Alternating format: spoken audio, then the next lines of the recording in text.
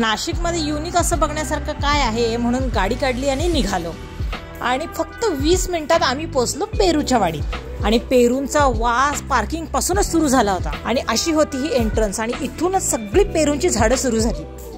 चला माझ्यासोबत, मी तुम्हाला दाखवते मजेशीर गोष्टी. इथे मिळत होतं अक्षरशः पेरूचं पान, तर सगळं पेरूचं, लिटरली पेरूचा चहा, पेरूची लस्सी. वीकेंड असल्यामुळं गर्दी चांगलीच जमली होती. रिस्क नको म्हणून आम्ही 2 पेरूचा आणि बाकी नॉर्मल चहा घेतला होता.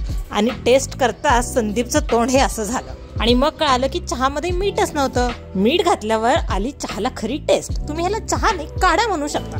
माझा चहा तर मस्त होता बाबा. पेरूचं दूध आहे वाटतं. त्यानंतर मस्त कांदे भजी, जिलेबी, मिसळवरती ताव मारला. मिसळ भाकरी होती, त्यासोबत मिळाला एक फिक्का आणि एक मस्त तर्रीवाला रस्सा.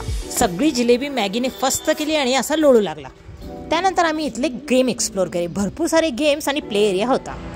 Puppet show, magic show, selfie points, VR show, selfie shoot, असं भरपूर काही होतं. आणि हे सगळं एन्जॉय करायचं सोडून 50 रुपये देऊन स्वतःच मी माझा गुडघा फोडून घेतला. त्याचबरोबर होती इथं ताजी ताजी भाजी. मस्त झोका खेळून झाल्यानंतर आम्ही निघालो पक्षी बघायला. 350 पेक्षा जास्त पक्षी.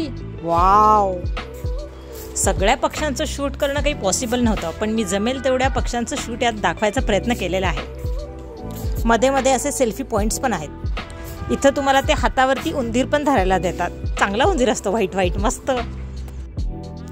या दोघांकडे बघा, असं वाटतं ना एकमेकांना मिस करतायत. दोघं एक साथच फिरतायत. नाही नाही, खोटा नाही आहे बघा. आता हलतोय. हा हे बघा, हल्ला की नाही, खरा होता. खूप रंगीबिरंगी आणि सुंदर पक्षी होते, पण मला आवडलेला हा सगळ्यात सुंदर पक्षी. सगळं फिरून झाल्यानंतर आम्ही मस्त पेरूचं आईस्क्रीम ऑर्डर केलं. जसं आपण पेरू खाताना चटणी घेतो ना, सेम तसंच चटणीही दिली होती त्यासोबत. आणि खरंच मस्त लागत होती त्यासोबत. अशी होती ही आमची नाशिकमधली पेरूच्या वाडीची छोटीशी ट्रिप. नक्की व्हिजिट करा.